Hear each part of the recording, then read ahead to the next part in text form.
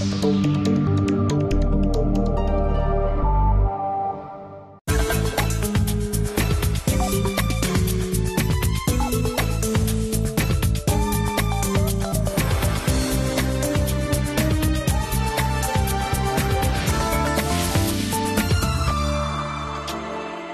and a very warm welcome to another edition of Talking Germany, the show where we do just that. And my guest today is one of the most sought-after filmmakers here in Germany, and here she is, Yasemin Şamdereli. Thank you very much for joining us today on Talking Germany. Thank you for inviting me. Great. Now, as a director, Yasemin had already enjoyed a fair bit of success on German TV when her first full-length feature film hit the market earlier this year. It's called Almanya, Welcome to Germany, and it's the story of a Turkish Gastarbeiter and his family, of their arrival in Germany and their slow, sometimes painful, often amusing integration into German society. I, for one, think that it is an excellent movie and it's been watched by well over 1 million people here in Germany, so I'm sure we can very much look forward to talking to Yasemin Şamdereli about the following topics.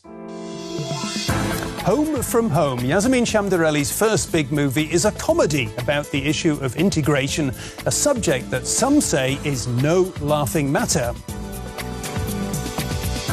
Helping the Hood, the Cottbusser Tor area of Berlin is one of 5 problem zones in the German capital that's getting additional funding to help put things right. And chasing cash, musicians, artists, filmmakers and many others are always on the lookout for new sources of financing, such as what they call crowdfunding.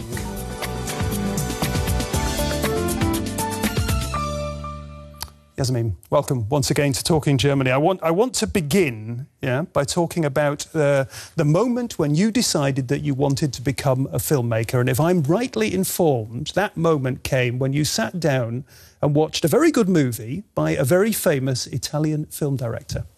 Yes, that's true.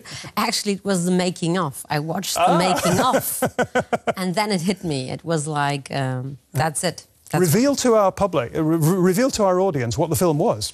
It was Bertolucci's Last Emperor. Yeah, and that very much impressed you, the making of the movie. I've seen the movie before and loved it. And then when I saw the making of, I was totally... Like, yeah, it was like the muse didn't kiss me, it smashed me in that moment, going bang. OK, and at some time not too long after that, you went to your mum and your dad and you said, I'm going to be a filmmaker. What did they say? My mum was very cute. She was like, oh, really? And then she asked, what do filmmakers do? And I said, right, Mum, that's the, you know... They talk to the actors. They sometimes even write the story, and then you're like in the background making sure that the movie turns out the way it should be. And she was like, "Oh, okay, yeah, if that's what you want to do, right, then you do it." The interesting thing is that it wasn't just you; it was also your sister. You've got a sister who's also in the film industry, yeah? That's right. My sister was 6 years younger. After, of course, me starting, I a bit influenced her into that direction. You were the inspiration. Yeah, you could say that. So, because I tricked her a bit by, you know, I had to do some lessons for my school, and I had to write 5 or 6 exposés, little stories. And then I told Nesrin, you know, write a few stories, and if I like them, then I make them into a movie. That's how, you know, she wrote before, but then, of course, she liked the idea that a story of hers could be made into a movie. And then after that, she... Years and years later, she went to a film school as well. We just discovered, Yasemin, you studied filmmaking at the University of Film and Television in Munich. That's a very prestigious place. There's an awful lot of people who want to go there and study. There's an awful lot of former students there, people like Wim Wenders and I don't know who, many German filmmakers, Roland Emmerich, who studied at the same place. You got a place there without any filmmaking experience. How on earth did you manage that? I don't know. I just did it. I don't know. Come on, yeah? I don't know. I tried. I guess it's, of course, a combination of luck, maybe being a woman, because there are certain quotes, of course, and having a migration background must have maybe you also... think that played a role? Well, yeah, I'm sure that played a role. OK. It's a good school. It's made a good filmmaker out of you. Yeah, we've just heard about your first full-length feature film, Almanya, Welcome to Germany. What was the idea? What was the idea that set you out on that project? Where did it all start? It started after my grandfather died, which was, of course, quite a sad thing which happened.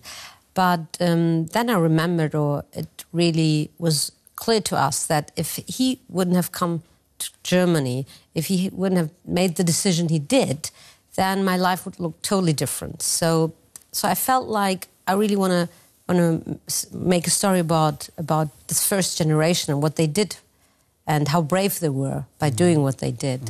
And it was a bit, of course, also like saying thank you and that I love them. It's a homage, you could say, to the first generation. It's also it's very much a feel-good film. That's a term that's been used very often in English language reviews to describe the film. It's a comedy, without a doubt. I've read several people who have said you can't make a comedy about this issue of integration because it's not a funny issue. I think, like, when you watch, for example, The Work, and I don't compare myself with him, but Charlie Chaplin made movies about hunger, about, you know, starvation, and, you know, people all over the world laughed about his brilliant movies. So I think any topic, you can do anything about any topic, and it depends on the story, how you tell it. And you think it's a realistic portrayal of that kind of story in the German context? Oh, definitely. I was really sick and tired of the cliché of the portrayal of a Turkish family, because, you know, over 3 million Turkish people with Turkish background live in Germany, and I was sick of this idea that always you think, oh yeah, most of them are aggressive, most of them have a problem with their daughter being a modern woman. So I think, and I know that a lot of Turkish people really felt really thankful for this more realistic portrait of a family. I must say as well, Yasemin, I did too. Yeah, that was very much was my reaction to the film.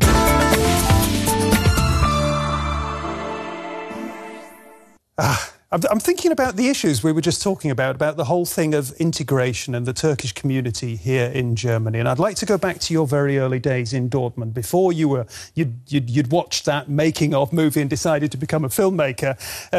Did you have the feeling when you were growing up back then that the society around you was putting up barriers to your progress, or supporting you, making it possible for you to make progress? For me, it was definitely supporting, because I was at the Gesamtschule, and that helped me. So a comprehensive school. Yes, yeah. That really helped, because once I was older and I made up my mind, the school gave me the chance to get better in school and then do my Abitur, your high school leaving certificate, yes. Which is very important. That's how you finish your schooling here in yes. Germany. Yeah. Okie dokie. Yeah. So you felt as though you were getting a good deal from German society. Yes, I felt like that. I think because, as I said, the Gesamtschule definitely gave me the options. But it's different. If you go to a Hauptschule or Realschule, of course, then you might have bigger there are problems. Different levels of German schooling, and, yes. there's like a third tier of German schooling where it can be very, very difficult to sort of get out of it, as it were. Yeah. Let's go back to the point you just made. Here's a quote from you, Yasemin. "People act as though I'm an exception, but I'm not, and that really bugs me." Just tell me a little bit more about that. Yes, because it was like for many. A lot of times I heard people saying, "Oh, you're different. You know, you speak so well German, and your family is different." And I always said I don't feel different, because I know so many other people who are exactly the same. But people like my family never get attention in media, because if your life is going quite all right or normal, it never shows up in any big headline. You know, there's no headline for "Father was very nice to his daughter when she had difficulties." But there's also, of course, the negative headlines. So yeah, I don't think I'm exceptional or different. I feel like there's quite a lot of people with immigration background who do really have good jobs, very different areas they work in, but you never seem to get their attention, or you never see them. Okay.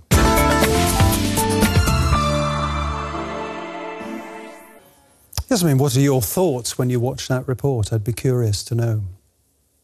That language is a very important step. You you know, and it is. I can understand that parents are worried if their kids don't speak fluent or without an accent German, and so I think it's good when they get help and when they start to see the danger. Sometimes the kids run. Let me just ask you, when you were growing up, what languages did you speak at home? Was there one language that you spoke at home in your family, or were there several languages that were being spoken? We spoke mainly Turkish, but my father also speaks Zaza, a Kurdish aspect, Kurdish dialect, you could say. And but we spoke only Turkish. So, but we spoke German outside. So our surrounding was more of a German surrounding, and we spoke most of the time German. That's why I think we did, as when we were kids, we didn't have so big problems by learning German fluently and without accent. Yeah. We heard quite a bit in that report, just towards the end of the report, about the Alawite community here in Berlin. I think that my impression is that very many people in Berlin have very little idea about that. They'd be surprised to know that there are 70,000 Alawites in Berlin, and they know very little about your community. Is that the impression that you have as well? Yes, definitely, because of it's. Of course, if you see Islam and Muslims, it's that a lot of people don't know that they are also. You could say that the Alevis are a bit like a Protestant. What the Christians, that you have Protestants and Catholics. So there are differences, and a lot of people don't know about them. And let's just talk a little bit about the district there, that the Cottbusser-Tor district of Kreuzberg, problem zone in Berlin. People moving away because they don't want their kids to grow up there. Can you understand that? Of course, I can understand that, because as a parent, you feel you have a responsibility for your kids, and if the school is, of course, dominated by 80%. By children who have a migration background, which isn't a bad thing, but the question there, of course, is how will they learn German? Because, as I said, you know, if you don't hear it around you being spoken perfect and fluently, then, of course, you pick up also the mistakes the others make. So I can understand it, but I think the solutions are more complex, and, of course, that's something politics have to think about. It's interesting. The message is language is the key, and that's the message. We've had that here on the show so very often, you know, that conclusion. Yasemin, what do you say? Crowdfunding, a good idea? Depends for what, of course, and how much money you need. As the lady said, you know, even 5,000 euros can be quite a lot of work to get them together. So in the movie business, where you need, of course, more money and the budgets are bigger, I think it's an interesting new idea, but depends on how much you need, of course. Tell me this, your movie, Almanya, I read somewhere that it took you actually from the sort of the moment of conception to the actual, till it went out on the screen, 10 years, is that right? Yeah? Yes, that's true. Yes. Was financing the main problem, or what was it? Yeah. Yes, that was the main problem, because we couldn't. In Germany, it's a combination between normally you have a television company.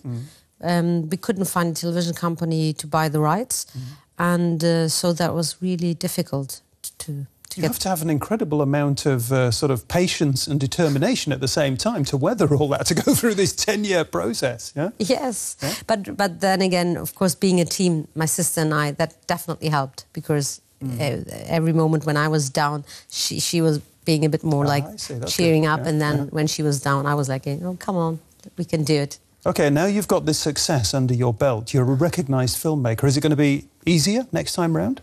I hope so. You hope so? Are you in the process? Yes, we're in the process, but we are writing right now, and we are not... we're just developing right now, and then we will see how things Are you going to reveal to us just a wee little bit about where it's going to go? No. I'm not going to... It's too secret. Too secret. And just tell me this, because we've talked about you on the streets of Berlin going out and about. Now that you've got this this success behind you, do people recognise you on the street? Is that what's going on in your life these days? No, and that's good. I don't want them to recognise me.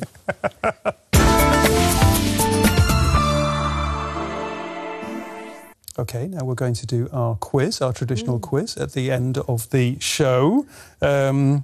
I'm going to ask you first up, Yasemin, what do you prefer doing, writing or filming? Writing. Writing, yeah?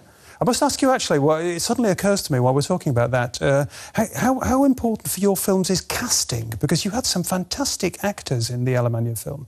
Of course, I think it's very important for every movie, you know, because the cast, the actors are the people who make it, you know, real, and the better the better. Okay, what should films do? This is an interesting one for you. Should they educate or should they entertain? Entertain. Entertain, no doubt about it. Do you have a view of yourself as a German filmmaker or as a Turkish-German filmmaker? Both. Both. Have you reached the high point in your filmmaking career, or is the best yet to come? I hope the best yet to come. Me too. Yeah? Yes. And when you look back, we began the show talking about that moment when you watched that Italian making-of movie. Do you regret that? Do you regret becoming a filmmaker in any way? No. Cool.